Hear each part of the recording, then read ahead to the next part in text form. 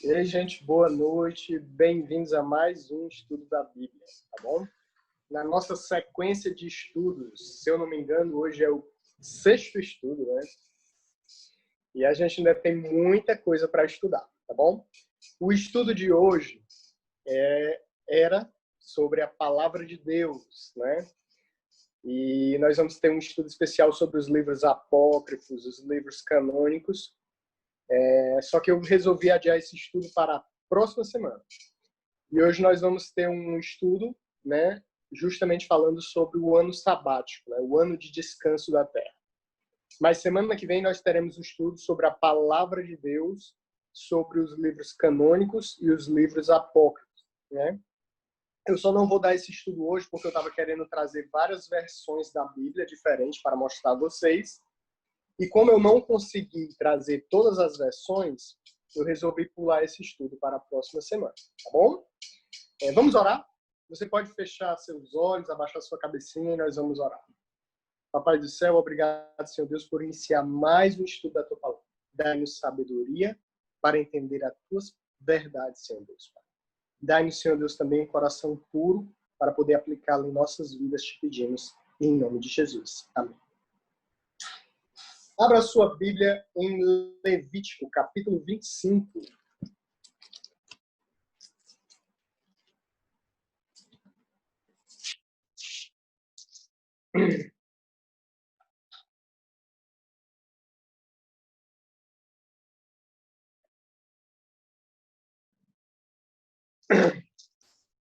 Levítico, capítulo 25. Vamos ver hoje sobre o ano sabático, o ano do jubileu.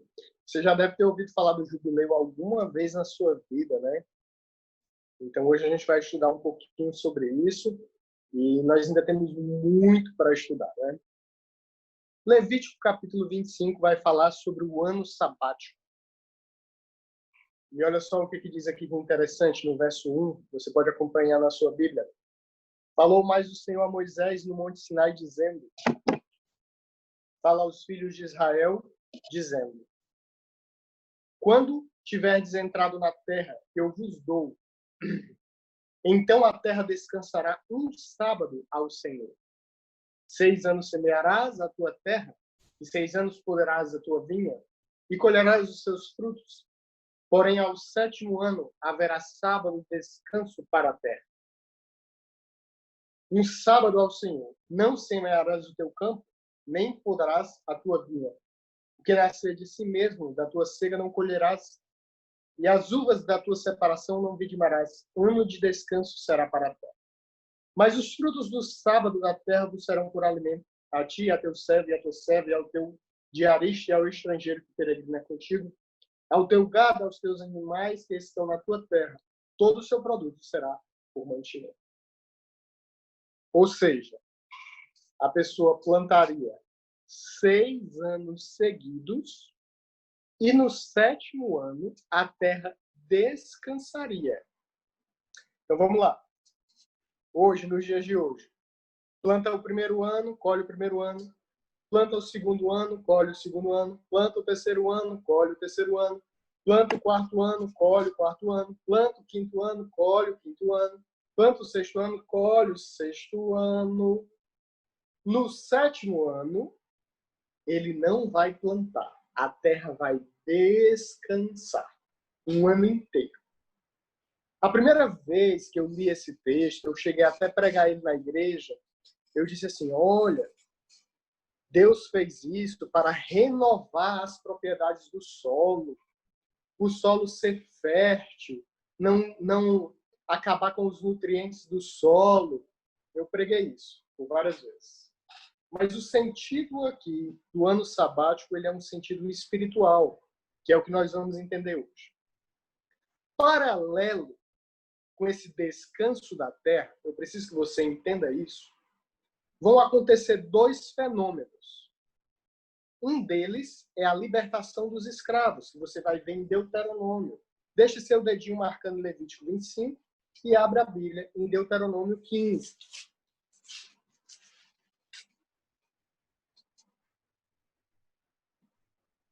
Amém? Diz assim, ó. Deuteronômio, capítulo 15, verso 1. Ao fim dos 7 anos, fará remissão. Esse, pois, é o modo da remissão. Todo credor remitirá o que emprestou ao seu próximo. Não exigirá do seu próximo ou do seu irmão, pois a remissão do Senhor é apregoada. Do estrangeiro o exigirás, mas o que tiver em poder de teu irmão, a tua mão remitirá. Verso 7, Deuteronômio 15, 7. Quando entre ti houver algum pobre de teus irmãos em alguma das suas portas, na terra que o Senhor teu Deus te dá, não endurecerás o teu coração, nem fecharás a tua mão a teu irmão que for pobre. Verso 8. Antes lhe abrirás de toda a tua mão, e livremente lhe emprestará o que lhe falta, quando baixa a sua necessidade.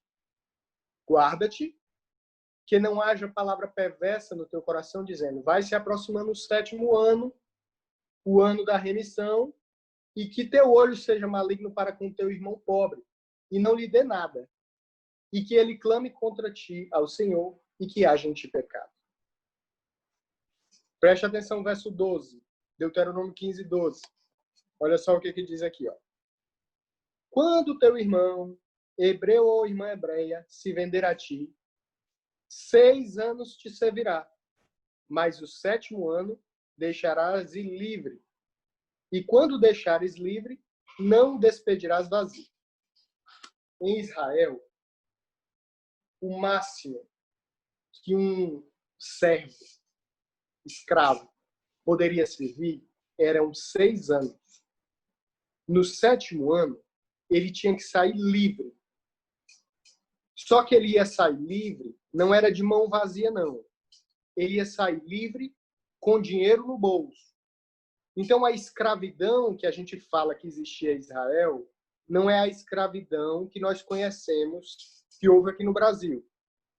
Exemplo, em Israel, a escravidão tinha alguns direitos trabalhistas. Um exemplo, se um senhor desse um soco no rosto do seu escravo e quebrasse um dente, aquele escravo era imediatamente livre. Aquele dente servia como medida de libertação do escravo. Ou seja, embora existisse escravidão em Israel, existiam leis trabalhistas. Um exemplo que nós acabamos de ler. 6 anos ele servia, no 7º ano ele era liberto e ainda tinha que sair com dinheiro no bolso. O que é isso? É o seguro-desemprego de Israel. Então Israel tinha o seguro-desemprego. O escravo serviu 6 anos. No 7º ano, quando ele saía, ele tinha que sair com dinheiro no bolso. Entendeu, gente? Então a gente precisa atentar para essa sequência para poder entender o paralelo com a profecia. Voltando para Levítico 25, você pode voltar sua Bíblia para Levítico 25. Pode voltar sua Bíblia para Levítico 25.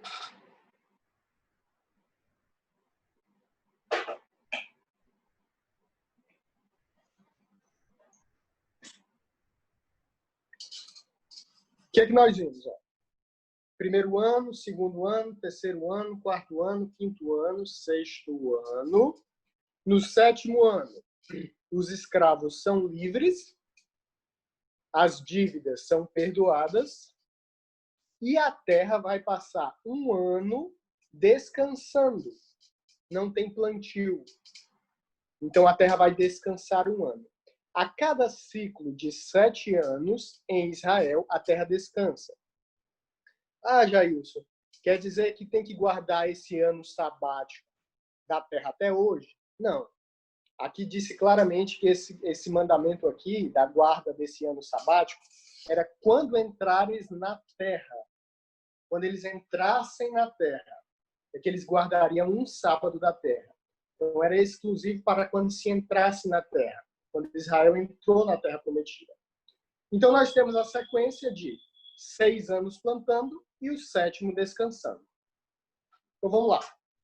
1º ano planta e colhe, 2º ano planta e colhe, 3º ano planta e colhe, 4º ano planta e colhe, 5º ano planta e colhe, 6º ano planta e colhe. No 7º ano faz o quê? Descansa a terra. 8º ano planta e colhe, nono ano, planta e colhe, 10º ano, planta e colhe, 11º ano, planta e colhe, 12º ano, planta e colhe, 13º ano, planta e colhe, 14º ano, o que é que acontece? A terra descansa um ano. 15, 16, 17, 18, 19, 20. O que é que acontece com o ano 21? A terra descansa um ano. Lembrando que não é só o descansar da terra. Todos os escravos eram o quê? Livres. Todas as dívidas eram o quê? Perdoadas. Então, quando se aproximava o ano sabático, quem é que você acha que ficava feliz? O rico ou o pobre? Era o pobre, né? O pobre disse, tá chegando o ano sabático, as dívidas vão ser perdoadas, tá chegando o ano sabático, eu vou poder ser livre e com dinheiro no bolso. Então, quando chegava o ano sabático, havia uma grande comemoração entre os pobres pela libertação da escravidão e pelo recebimento da sua indenização. Aí você pergunta, Jair, Israel era um sistema capitalista ou era um sistema socialista, né? A gente vê que Israel tinha um sistema capitalista no sentido que lá tem a propriedade privada, mas eles têm uma alta distribuição de renda. Ou seja, você vê que aqui a cada 7 anos todas as dívidas são perdoadas. Lembra do Serasa, né? Aqui no Brasil, né? A pessoa não pagou a conta, o nome vai para o SPC e o Serasa, né? Aí passa 5 anos, né? E depois tem a oportunidade aí de reingressar. Mas o nome parece que ainda fica sujo, se eu não me engano. Viu? Então, da mesma forma, Israel, a cada 6 anos, no 7º ano, o quê? Era liberto. Isso fazia com que o reino de Israel não tivesse uma inflação muito grande, porque as dívidas sempre ficavam sendo perdoadas e as pessoas sempre retomavam o poder de compra. Esse ponto é importante para o próximo passo que nós vamos estudar agora. Está em Levítico, capítulo 25, verso 8, que é a chegada de um evento chamado o Jubileu. Olha só que interessante aqui no Jubileu. Levítico 25, verso 8. Você pode abrir aí na sua Bíblia.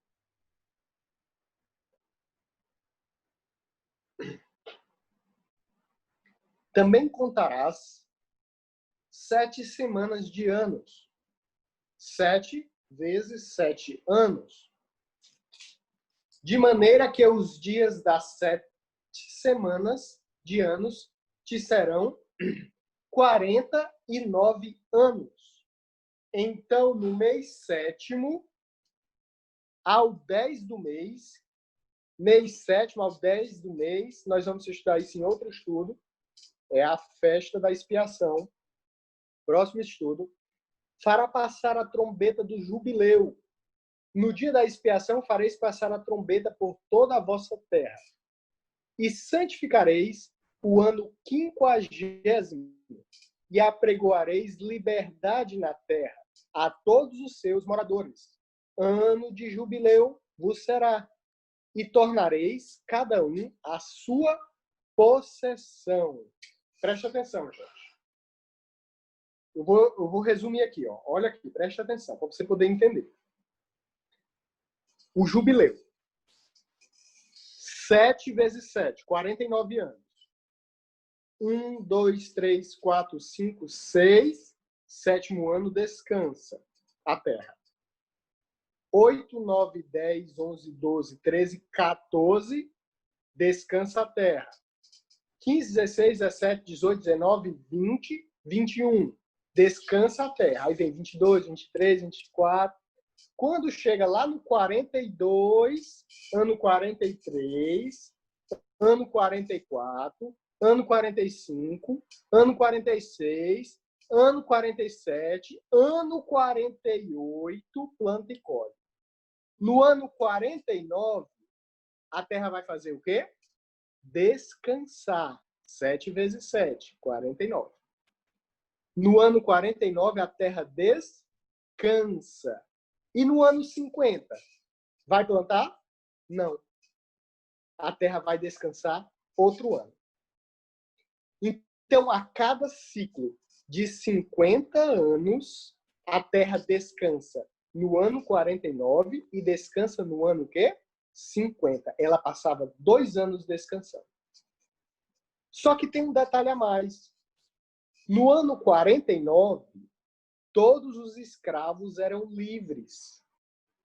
Quando chegava no ano 50, que era o jubileu, olha o que é que você leu aqui no verso 10, ó, Levítico 25, 10.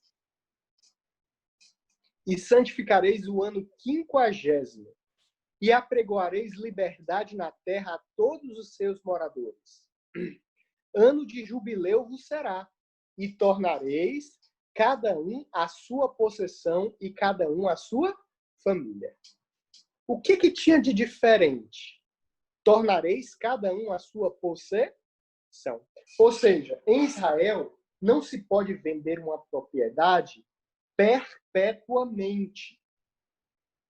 Você não pode vender a propriedade perpetuamente. Deus diz que a terra é dele.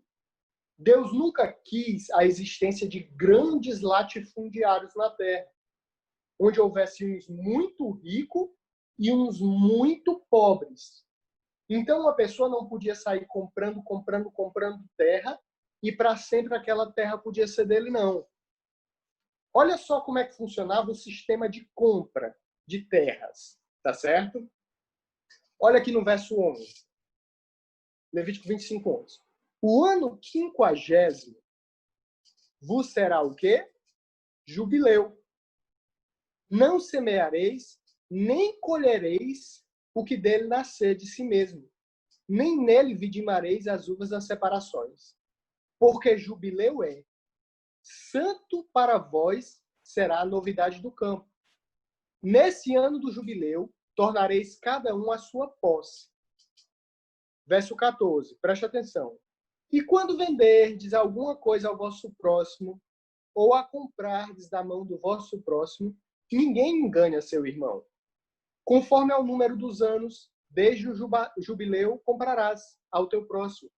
E conforme o número dos anos das colheitas, ele a venderá a ti. Conforme se multipliquem os anos, aumentará o seu preço. E conforme se diminua dos anos, abaixará o seu preço. Porque conforme o número das colheitas é que ele vende a ti. Ninguém, pois, engane ao seu próximo, mas terás temor do teu Deus, porque eu sou o Senhor, vosso Deus. Presta atenção, gente. No ano do jubileu, vamos dizer que eu não fui um bom comerciante e empobreci e perdi tudo. Como última saída, eu vou vender a minha propriedade.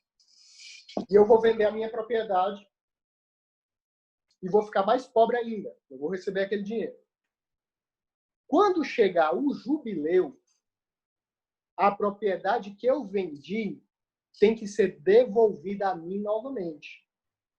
Ou seja, vamos dizer que eu empobreci, vendi minha propriedade e outra pessoa está morando dentro da minha terra, dentro do meu sítio.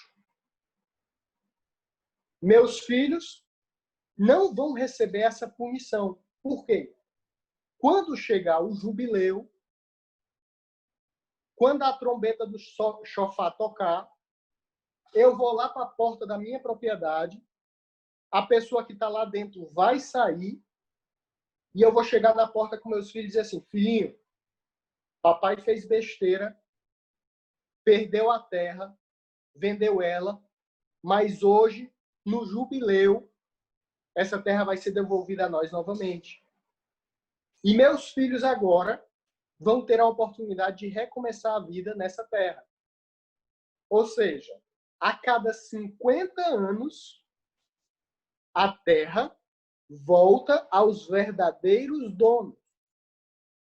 Ou seja, se você tiver uma propriedade lá em Israel e você vender a propriedade e faltar 10 anos para o jubileu, quanto é que vale a tua propriedade?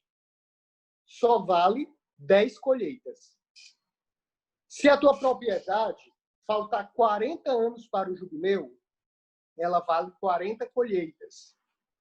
Se a tua propriedade faltar 49 anos para o jubileu, ela vale o quê? 49 colheitas. Se a tua propriedade faltar 1 ano para o jubileu, ela vale o quê? Uma colheita só. Entendeu? Então, tipo assim, vamos dizer, 1.000 hectares de terra, se faltar 1 ano para o jubileu, vai valer quase nada. Quanto mais perto do jubileu, menos vale a propriedade. Então, vamos dizer, falta 1 ano para o jubileu. Quanto é que vai valer a propriedade? Muito pouco, porque só vai ter uma colheita. E o que isso tem a ver? O que Deus queria ensinar? É isso que nós vamos ver agora.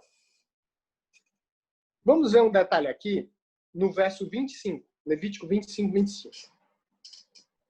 Quando teu irmão empobrecer e vender alguma parte da sua possessão, então virá o seu resgatador, seu parente, e resgatará o que vendeu seu irmão.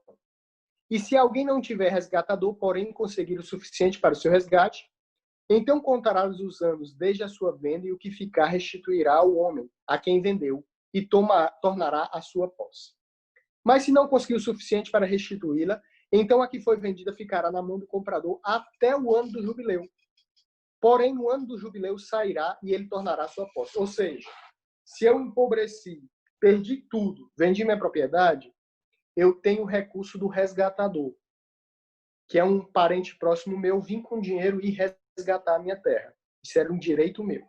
Tá certo? Então vamos lá recapitular rapidamente. Em Israel, os escravos são libertos a cada 7º ano. A cada 7º ano, os escravos são libertos.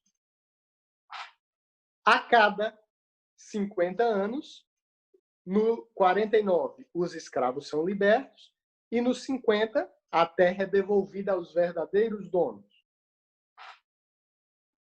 No final do ano 49, quando tocava a trombeta do chofar, a terra era devolvida aos verdadeiros donos. Isso era chamado o ano jubileu, o ano aceitável do Senhor. Quando a gente abre em Lucas, capítulo 4, você pode abrir a sua Bíblia em Lucas, capítulo 4.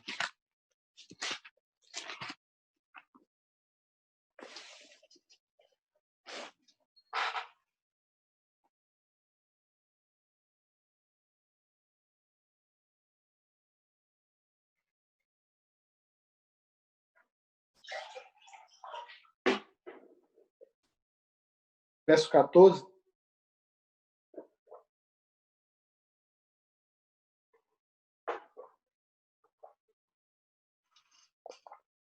No início do ministério de Jesus Cristo. Aqui ele tinha acabado de vencer Satanás e ele foi agora iniciar seu ministério. E quando ele inicia, essa pregação dele aqui é marcante, está em Lucas 4,14. Então, pela virtude do Espírito, voltou Jesus para a Galileia e a sua fama correu por todas as terras em redor. E ensinava nas suas sinagogas e por todos era o quê? Louvado. O pessoal estava gostando da pregação de Jesus. Quando ele pregava, o pessoal louvava, né? Que pregação! Pois é. Verso 16. E chegando a Nazaré, onde fora criado, entrou um dia de sábado, segundo o seu costume na sinagoga, e levantou-se para ler. Verso 17. E foi-lhe dado o livro do profeta Isaías. Preste atenção no que ele vai ler. Preste muita atenção agora. E foi-lhe dado o livro do profeta Isaías, e quando abriu o livro, achou o lugar em que estava escrito. Olha o que Jesus vai ler. Olha a pregação dele. O Espírito do Senhor é sobre mim, pois que me ungiu para evangelizar os pobres, enviou-me a curar os quebrantados de coração, a pregar liberdade aos cativos, a restauração da vista aos cegos, a pôr em liberdade os oprimidos e a anunciar o ano aceitável do Senhor. Em outras palavras, Jesus está dizendo assim, ó, eu vim proclamar o jubileu. Eu vim proclamar a liberdade aos cativos. Eu vim dar liberdade, dar vista aos cegos. Eu vim valorizar o pobre. Eu vim proclamar o ano aceitável do Senhor. Eu vim proclamar o jubileu. Quando Jesus fala isso, só quem poderia proclamar o jubileu era quem? Era o Messias. Então, quando Jesus faz isso, ele se identifica como o Messias. Ele diz, eu vim proclamar o jubileu. Lembra o que significava o jubileu? A cada 7 anos, todos os escravos eram livres. E aqui Jesus vem libertar todos os escravos do pecado. Um paralelo com o que acontecia lá no ano sabático. Só que esse texto que Jesus leu de Isaías, ele não está completo. Ele leu só uma parte do texto. Já já a gente vai abrir em Isaías mesmo para olhar. Só que olha o que é que continua aqui o discurso de Cristo, no verso 20. E Jesus, cerrando o livro e tornando a dar ao ministro, assentou-se. E os olhos de todos na sinagoga estavam fixos nele. Então, começou a dizer-lhes, hoje se cumpriu essa escritura em vossos ouvidos. Ele está dizendo, hoje se cumpriu o jubileu de libertação do pecado. O interessante é que você vai ver o restante do texto de Isaías, que eu ainda vou ler. Quando Jesus diz que hoje se cumpriu essa festa do jubileu, ele se identifica como Messias.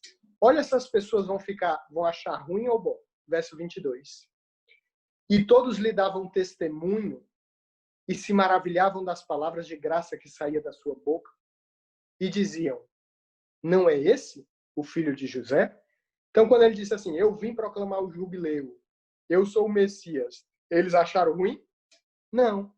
Eles acharam bom, se admiraram. Olha, o Messias veio proclamar o jubileu, liberdade do governo romano. Eles ficaram felizes. Só que ele vai continuar o discurso. E no restante do discurso, eles não vão ficar felizes. Verso 23. E ele lhes disse, sem dúvidas me direis esse provérbio. Médico, cura-te a ti mesmo. Faze também aqui na tua própria pátria tudo o que temos ouvido ter sido feito em Cafarnaum. Preste atenção no discurso de Jesus. Ele vai começar a citar uma série de exemplos de pessoas gentios que se converteram ao evangelho, ao contrário dos judeus. Isso vai enfurecer as pessoas. Olha o 24. E disse, em verdade vos digo, que nenhum profeta é bem recebido na pátria. Em verdade vos digo, que muitas viúvas existiam em Israel nos dias de Elias, quando o céu se cerrou por 3 anos e 6 meses. De sorte que em toda a terra houve grande fome. E a nenhuma delas foi enviado Elias, senão a viúva de Sarepta, de Sidom, a mulher viúva. Ó, ele citou um caso de uma mulher gentil que não era de Israel, ganhando benefício do Senhor. Verso 27. E muitos leprosos havia em Israel no tempo do profeta Eliseu, e nenhum deles foi purificado, senão Naamã o Ciro. Mais um caso de gentil e não judeu sendo salvo. Verso 28. Olha a reação do público. O público estava nesse instante louvando a Jesus. Quando ele faz esse discurso dos gentios se salvando e o judeu não, olha o que é que diz aqui o 28. E todos na sinagoga, ouvindo essas coisas, se encheram de ira.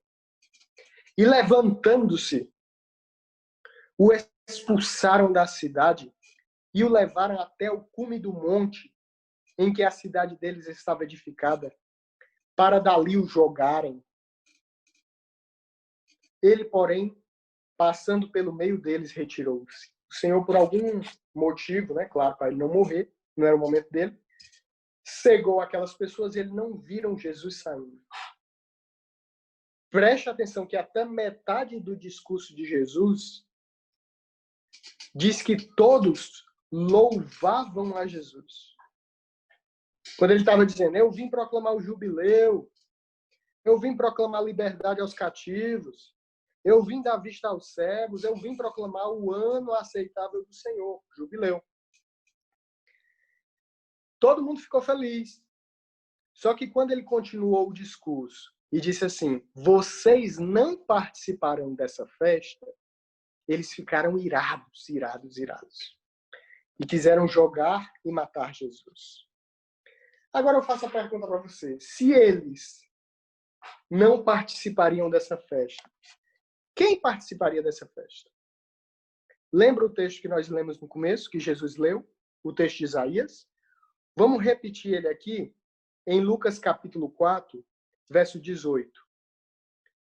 O Espírito do Senhor é sobre mim, pois que me ungiu a evangelizar os pobres, enviou-me a curar os quebrantados de coração, a pregar liberdade aos cativos e restauração da vista aos cegos, a pôr em liberdade os oprimidos e a anunciar o ano aceitável do Senhor. Vamos ver como é que está lá em Isaías o texto? Jesus não leu uma parte do texto. Vamos lá em Isaías 61. Isaías 61.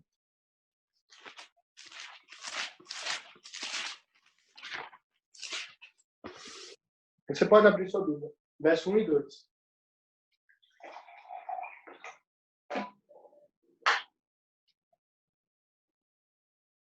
Jailson, Pode falar. só completando enquanto você toma água aí, um detalhe era que, por exemplo, se a minha dívida com você não fosse quitada em 6 anos, não importava. No 7º ano, eu estaria o quê? Livre, totalmente livre, né? Porque exatamente Jesus, quando ele vem, ele nos deixa totalmente livres. Né? No sentido de não importa, porque os da hora 1/10 que vão trabalhar tão pouquinhos vai ser libertos como aqueles que trabalharam o dia inteiro. Exatamente. Era liberdade total, né? Enquanto chegava no jubileu, exatamente. Olha só o que diz aqui Isaías 61, verso 1. Olha o texto que Jesus estava lendo. O Espírito do Senhor Deus está sobre mim. Ele não leu isso lá? Ele leu isso, em Lucas 4. Porque o Senhor me ungiu, ele leu isso. Para pregar boas novas aos mansos, ele leu. Enviou-me a restaurar os contritos de coração, ele leu. A proclamar a liberdade aos cativos, ele leu. A abertura de prisão aos presos, tudo bem. Agora vem a parte diferente, que ele não leu. A pregoar o ano aceitável do Senhor, ele não leu? Só que ele não leu essa parte agora. Ó. E o dia da vingança do nosso Deus, a consolar todos os tristes. Qual foi a parte que ele não leu? O dia da vingança do nosso Deus. Ele só leu assim, ó, eu vim apregoar o ano aceitável do Senhor. Mas ele não leu, e o dia da vingança do nosso Deus. Quando que ele vai apregoar o dia da vingança? Quando Jesus Cristo vier em nuvens de glória, ele apregoará o dia da vingança do nosso Deus. Então aquele povo não participou desse jubileu. E quem participará desse jubileu? Abra sua Bíblia em 1 Coríntios. Capítulo 15.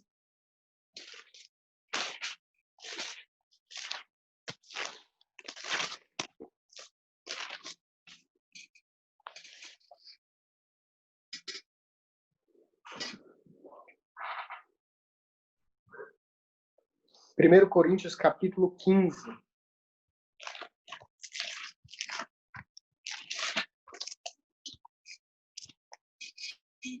Verso 50. E agora digo isto, irmãos, que a carne e o sangue não podem herdar o reino de Deus, nem a corrupção herdar a incorrupção. Eis aqui vos digo um mistério. Na verdade, nem todos dormiremos ou morreremos, mas todos seremos transformados. No momento, num abrir e fechar de olhos.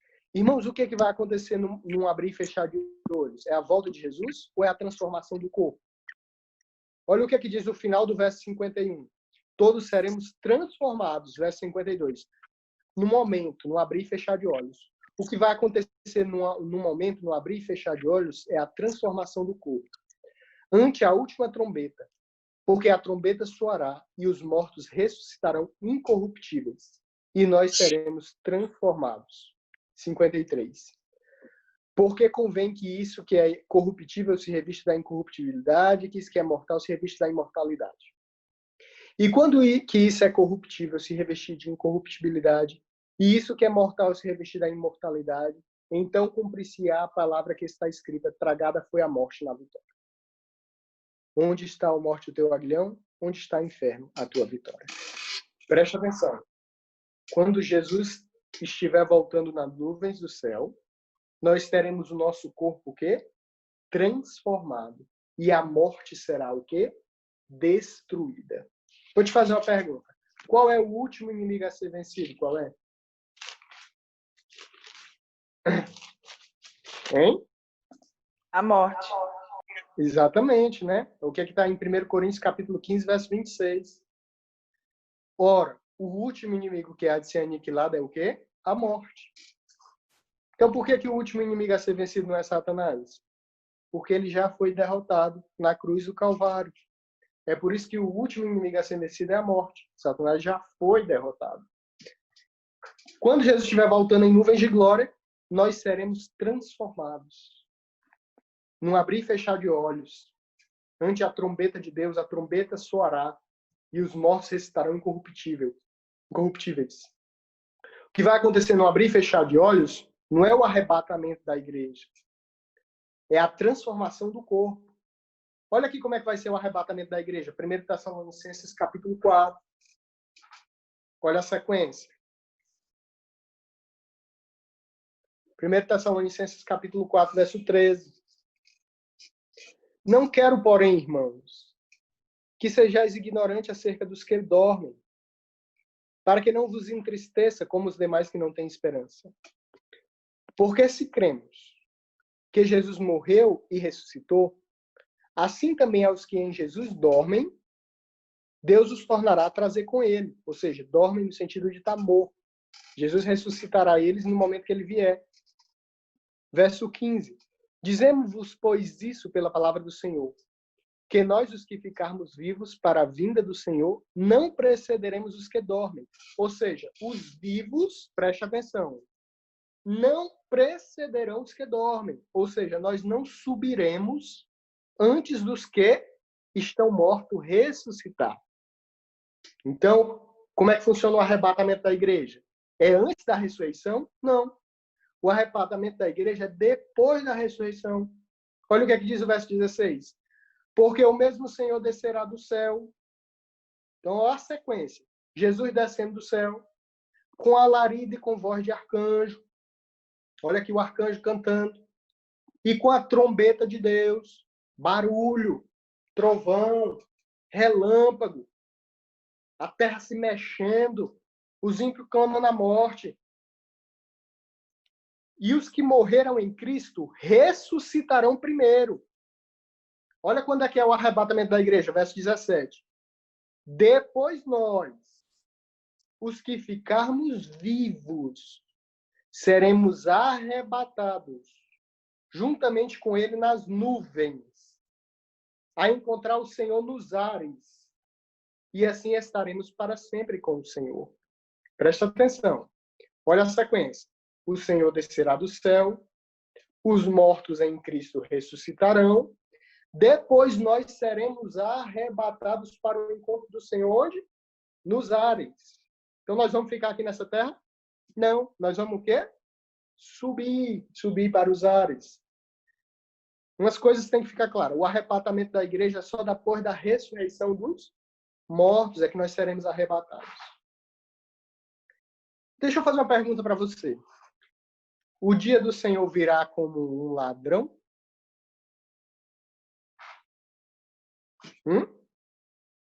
Pergunta para você. O dia do Senhor virá como um ladrão para você? Deus me livre. Não estou fora. Para mim, não. Olha o que diz aqui em 1 Tessalonicenses, capítulo 5, verso 2. Porque vós mesmos sabeis muito bem que o dia do Senhor virá como um ladrão de noite. Mas olha o verso 4. Mas vós, irmãos, já não estáis em trevas, para que aquele dia não vos surpreenda como um ladrão. Para aquele dia vos surpreenda como um ladrão. Ou seja, os crentes, os que estão esperando a volta do Senhor, eles não vão ser apanhados de surpresa. O Senhor virá como um ladrão. Mas os que estão esperando a volta do Senhor não serão o quê? Surpreendidos. Olha o verso 5. Porque todos vós sois filhos da luz e filhos do dia. Não sois filhos da noite nem das trevas. Ou seja, quem é que vai ser apanhado como um ladrão? Os filhos da noite e das trevas, que eles não estão esperando. É de surpresa. Eles ainda estão planejando colher, eles ainda estão planejando plantar, eles ainda estão planejando trabalhar, eles ainda estão planejando fazer empresa, eles ainda estão planejando ter filho, construir casa, piscina, comprar carro. Então, para essas pessoas, Jesus voltou, vai ser como um ladrão. Agora, os servos de Deus, eles já abandonaram casa, carro, abandonaram família, estão pregando, estão na rua, estão esperando a volta do Senhor. E isso não vai pegar eles de surpresa. Ah, aquele dia e hora ninguém sabe. Ninguém sabe. Mas também a gente não é cego de perceber os sinais que indicam a volta de Jesus. Pouco importa dia e hora. Mas nós sabemos pelos sinais se a volta dele está perto ou não. E estaremos esperando. Quando nós formos arrebatados, lembra lá o que acontecia a cada 7 anos? O escravo era livre do pecado. E quando nós formos arrebatados, abra sua Bíblia, Apocalipse capítulo 20.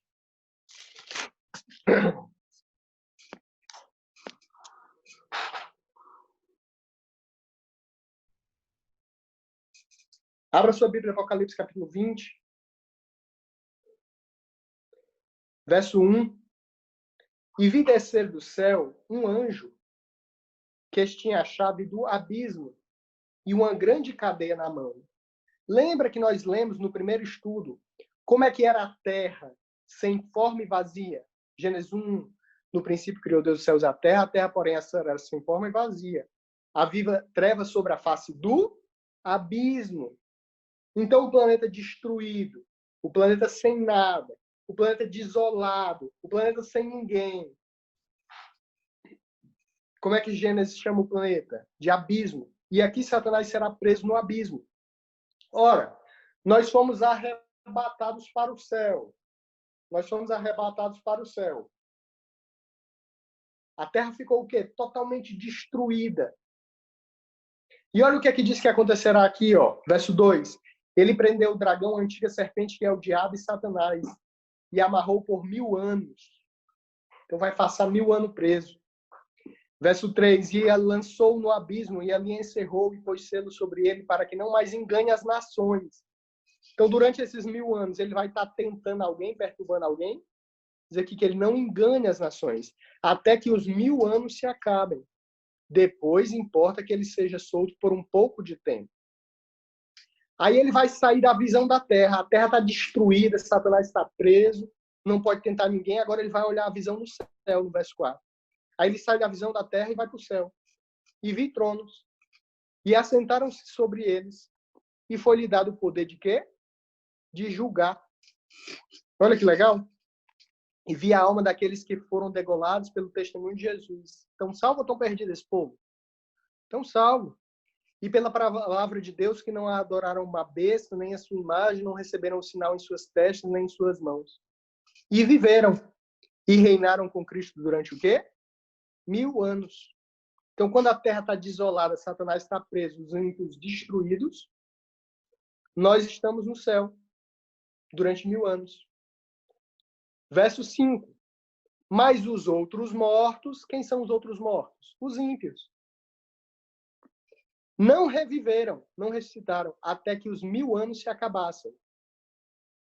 Esta é a primeira ressurreição, a ressurreição dos justos. A ressurreição dos ímpios é chamada o quê? A segunda ressurreição. Olha aqui o que diz o verso 6. Bem-aventurado e santo, aquele que tem parte na primeira ressurreição. Sobre esses não tem poder a segunda morte, mas serão sacerdotes de Deus e reinarão com Cristo o quê? 1000 anos. Verso 7. E acabando os 1000 anos, Satanás será solto da sua prisão e os ímpios ressuscitarão. E ele vai tentar invadir a cidade santa. Olha o que diz lá em Apocalipse 21, verso 2. E eu, João, vi a cidade santa, a nova Jerusalém, que de Deus descia do céu, adereçada como uma esposa ataviada para o seu marido. Então a cidade santa vai o quê? Descer novamente para a terra. Olha que interessante aqui, ó. Verso 8. 20. Capítulo 20, verso 8. E sairá a enganar as nações que estão sobre os 4 cantos da terra. Gog e Magog, cujo número é como a areia do mar, para juntar em batalha. E subiram sobre a largura da terra. Onde é que esses ímpios estão? Na terra. E cercaram o arraial do santo. Onde é que o arraial do santo está? Está no céu? Está na terra. E a cidade amada. Então eles cercaram o quê? A cidade amada. Onde é que a cidade amada está? Na terra. Olha aqui o comecinho do verso 9. E subiram sobre a largura da terra. Planeta Terra. E de Deus desceu fogo do céu e os devorou. E aqui vai descer fogo do céu e consumir os ímpios. E de uma vez por todas se apagará. E sabe o que vai acontecer? Olha Apocalipse 22.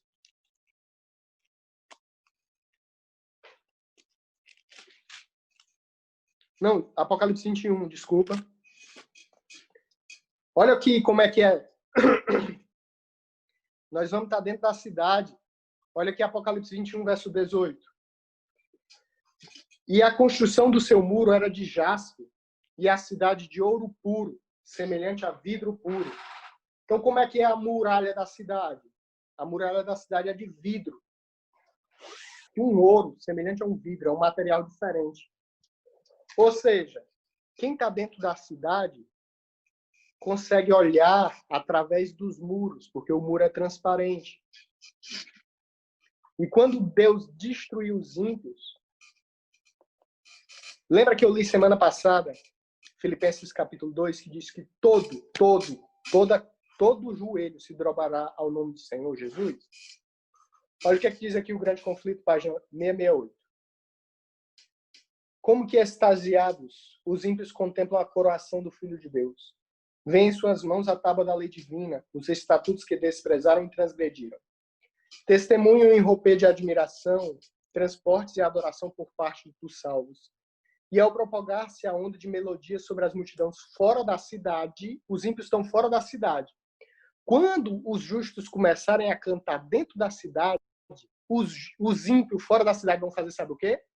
Todos a uma exclamam: grandes e maravilhosas são as tuas obras, Senhor Deus Todo-Poderoso. Justos e verdadeiros são os teus caminhos, ó Rei dos Santos. E prostrando-se, adoraram ao Príncipe da Vida. Quem foi que adorou aqui? Os ímpios. Quando a cidade santa descer, que os justos começarem a cantar, vai ser algo tão lindo, tão lindo, tão lindo, que aqueles ímpios lá fora que vão querer tomar a cidade, na hora que eles virem isso, eles vão dizer: justo e verdadeiro é o Senhor Deus Todo-Poderoso. Justo é estarmos fora da cidade. Eles dirão isso. E até o próprio Satanás ficará confuso e perceberá o grande erro que foi se revoltar contra o Criador, é o Senhor Deus Todo-Poderoso.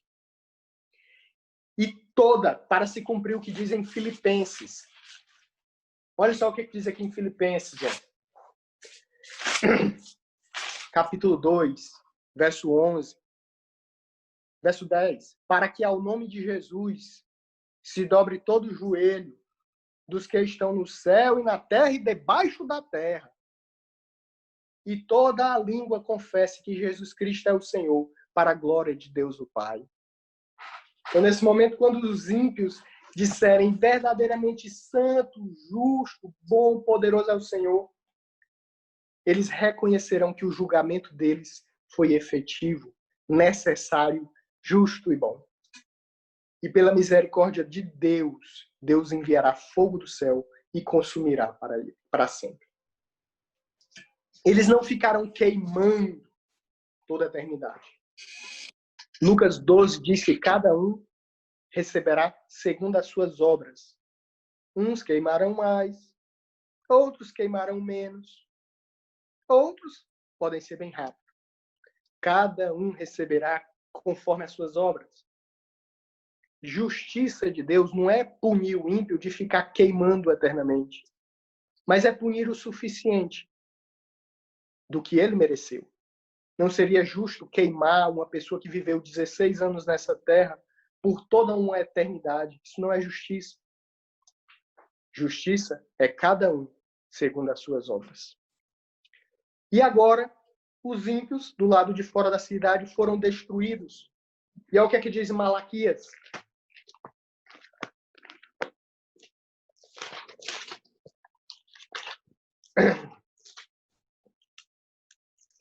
Capítulo 4.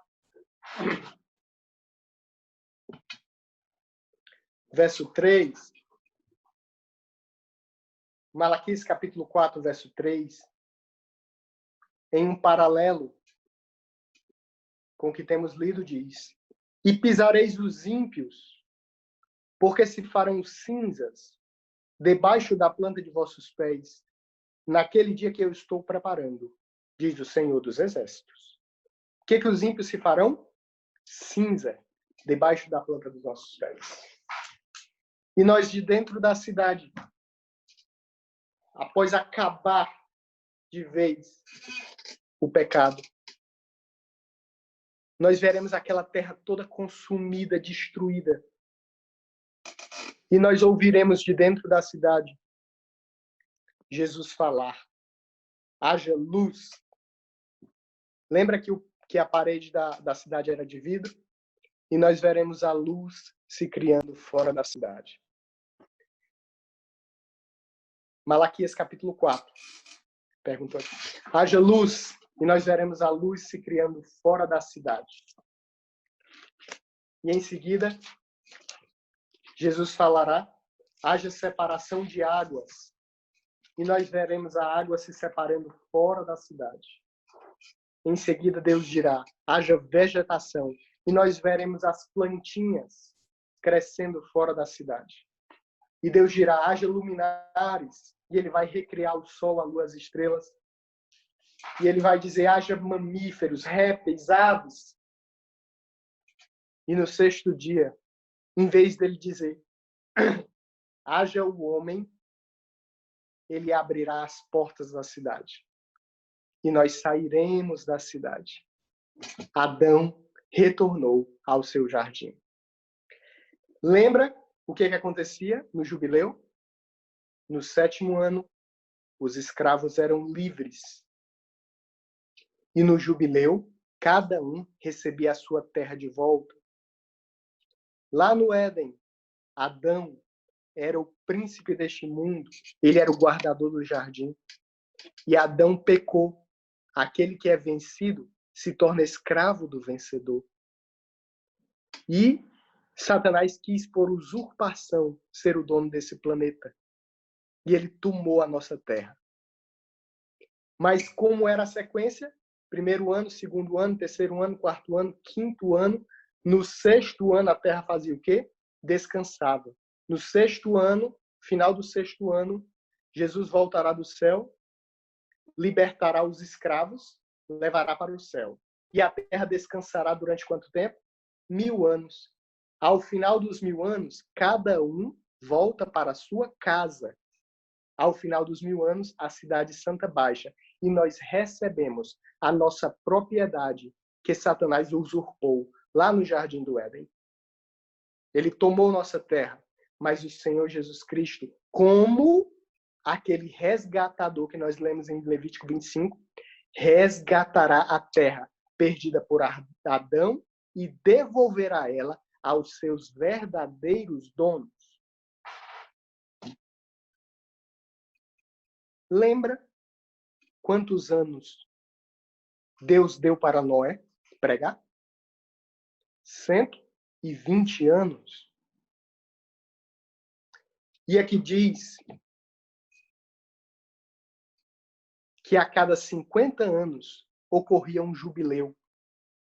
Agora você pega 6.000 anos e divide por 50, que a cada 50 dá um jubileu. Pega 6.000 anos e divide por 50. Dá quanto? Dá 120. Quantos anos Deus deu para Noé? 120. E quantos anos Deus deu para esse planeta Terra? 120 jubileus. 6.000 anos. O ciclo, 6.000 anos. E ao final dos seus 1000 anos, os escravos serão livres. A terra descansará. O ano sabático do Senhor. E ao final do ano sabático, nós retornamos ao nosso lar, perdido por Adão. E lembra daquele homem que chegava com os filhinhos na porta e dizia: filhinho, papai esteira, perdeu tudo que tinha. Mas hoje, no jubileu, a terra nos será dada novamente. E Jesus falará isso para nós. Adão perdeu a terra, mas hoje o resgatador Jesus Cristo tira o usurpador e devolve a terra para vocês. E sabe como é que nós vamos ensinar nossos filhos? Quando chegar no sábado, quem é que vai pregar? É Jesus. E sabe qual é a pregação que ele vai fazer? Ele vai chamar assim: vem cá, Jailson. Sabe qual é a pregação de hoje? Todo mundo vai estar assistindo Jesus pregar. Aí ele vai dizer assim: hoje a pregação, eu vou dizer como foi que eu salvei a vida do Jailson. Aí no outro sábado, ele vai chamar outra pessoa. Vem cá. E a pessoa vai lá na frente, todo mundo vai ficar assistindo, ele vai dizer assim: ó, hoje eu vou falar como eu salvei a vida desse cristão. E nós assistiremos as maravilhas das coisas que Jesus fez por nós e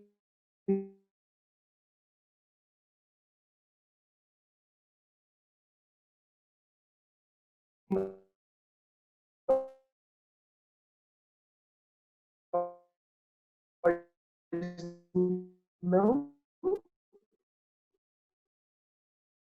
a pregação principal será como o Senhor nos resgatou. Que Deus possa abençoar a sua vida. Hoje encerramos mais um estudo para a honra e glória de Deus. Amém. Ei, Jailson. Oi. Jailson, só tem um detalhe.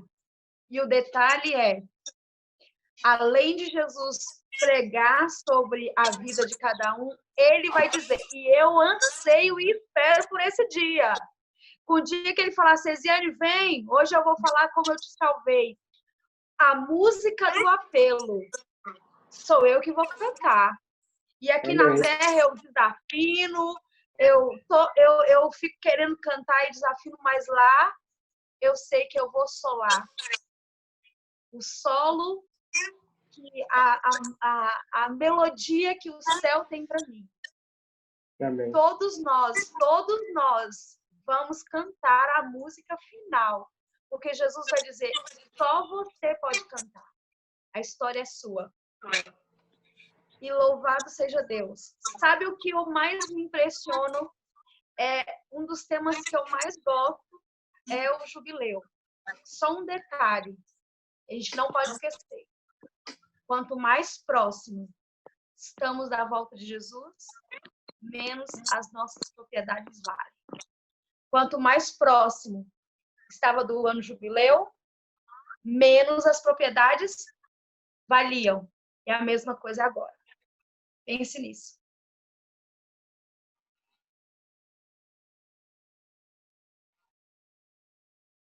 Vamos orar para encerrar? Papai do céu, permite-nos, Senhor Deus, encerrar mais um estudo, crendo que o Senhor nos abençoou e nos deu, Senhor Pai, o Espírito Santo.